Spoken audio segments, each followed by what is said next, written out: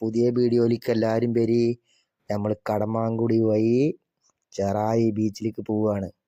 എന്തോരം ഭംഗിയാണ് കാണാൻ. എല്ലാം നമുക്കൊന്ന് കണ്ടിട്ടുണ്ട് പോരാ. ഞാണ്ട് വന്നിട്ടുള്ളൂ, അപ്പം തന്നെ അതാ ഉസ്മാൻ്റെ ബോട്ട് പോണ്. ഒന്നിക്ക് മീൻ തരാമെന്ന് പറഞ്ഞിരിക്കണ്. ഏതായാലും ഒരു വലിയ സഞ്ചിയിലിട്ടിട്ടേ, ഒരു 50 പൈസേൻ്റെ കീസ സഞ്ചിയിലിട്ടിട്ട് വീട്ടിൽ കൊണ്ടുപോകാം. ബൈക്കിൻ്റെ ബാക്കിൽ വെച്ചാൽ മതിയല്ലോ. ചീനവല ഇപ്പോൾ പൂക്കും എന്ന് പറഞ്ഞ് കുറേ നേരം നിന്ന്. അവിടെ ആരുമില്ല, ഓല് പൂക്കണ വഴിയൊന്നുമില്ല. അടുത്ത ദിവസം വരുമ്പോൾ കാണാൻ വെച്ച് ഞാൻ അങ്ങനെ നടന്ന്. കണ്ടമാനം കല്ല് ഇങ്ങനെ ഇട്ടിരിക്കണ് കേട്ടാ. ഒരു പ്രത്യേക ഭംഗിയുള്ള കല്ലൊക്കെ ഉണ്ട് ഇതിൻ്റെ ഉള്ളിലെ. ആൾക്കാരൊക്കെ വന്ന് ഫോട്ടോ എടുക്കണ്, ചൂണ്ടലിടണ്, അങ്ങനെയൊക്കെ കുറേ ആൾക്കാർ ഇങ്ങനെ നിൽക്കുന്നുണ്ട്. നമ്മൾ ഓരോ അടുത്തേക്കൊന്നും പോയില്ല. ഇനി വലിയ വക്കാണുണ്ടാക്കാൻ നിൽക്കണ്ടെന്ന് വിചാരിച്ച്.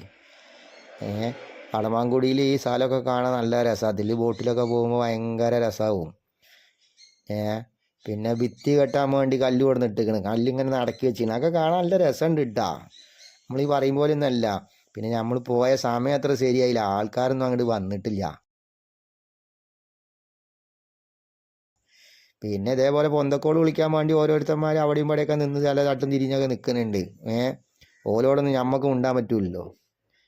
പിന്നെയും ചീനവല നടക്കുന്നിടത്തൊക്കെ തട്ടിത്തടഞ്ഞ് ചീനവലക്കാരന്നെ. ബോട്ടുകളും വരുന്നു.